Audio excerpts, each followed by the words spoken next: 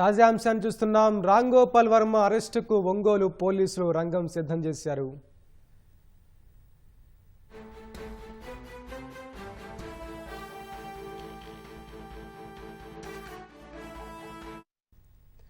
రామ్ గోపాల్ వర్మ అరెస్టుకు ఒంగోలు పోలీసులు రంగం సిద్ధం చేశారు. దీనికి సంబంధించి మరింత సమాచారం మా ప్రతినిధి రమేష్ ప్రత్యక్ష ప్రసారం ద్వారా అందిస్తారు.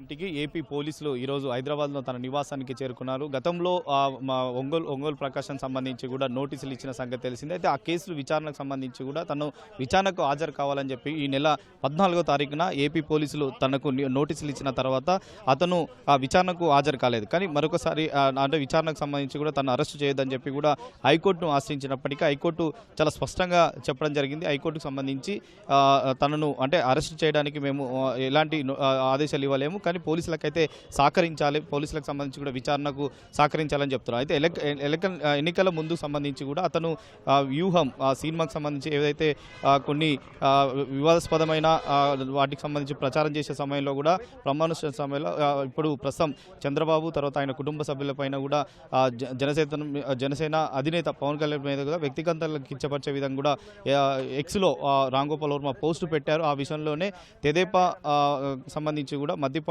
మండల ప్రధాన కార్యదర్శి రామలింగరావు ఫిర్యాదు అయితే చేయడం జరిగింది. దానికి ఆధారంగానే పోలీసులు కేసు నమోదు చేసి తర్వాత దర్యాప్తు చేస్తున్నారు. దానికి సంబంధించి కూడా వివరణ ఇవ్వాలని చెప్పి కూడా పోలీసులు 14 నోటీసులు అయితే ఇవ్వడం జరిగింది. ప్రస్తుతం పోలీసులు కనుక్కొని చెప్తాను. తెలియదు ప్లీజ్.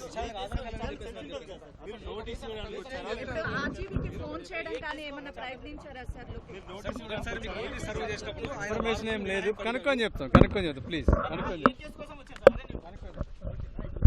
అంటే పోలీసులు కూడా మీడియాతో సంబంధించి కూడా ప్రస్తుతం అయితే వాళ్ళు మీడియాతో మాట్లాడతలేరు. కానీ అతను విచారించడానికి మాత్రం వచ్చాము. తర్వాత అతనికి సంబంధించి కూడా అతను ప్రస్తుతం అయితే అందుబాటులో లేరు. అతని నివాసం వద్ద అయితే ఆ ఏపీ పోలీసులు అయితే ఇక్కడికి చేరుకొని ప్రస్తుతం అయితే వేస్తున్నారు. ప్రస్తుతం అతన్ని విచారించినట్లయితే అంటే వ్యూహం సమయంలో అతను వ్యక్తిగత విమర్శలు చేయడంతో పాటు పోస్టు చేయడం, ఎక్స్లో పోస్టు చేయడం, తర్వాత వాటికి సంబంధించి కూడా తెలుగుదేశం పార్టీకి సంబంధించి కూడా నాయకుడు ఫిర్యాదు మేరకే ఈ కేసు నమోదు చేసి దర్యాప్తు అయితే ప్రస్తుతం అయితే చేస్తున్నారు.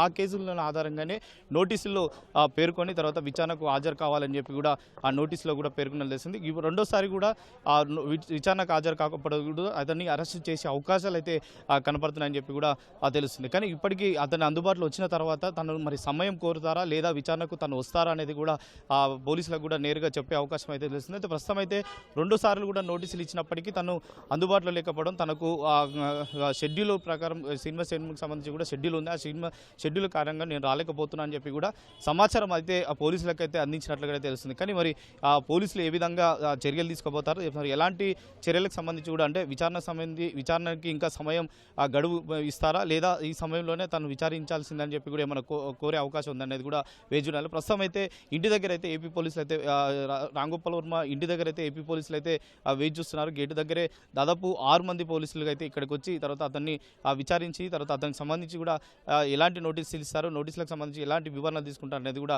వేచి చూడాల్సిన అవసరం ఉంది. Vote studio.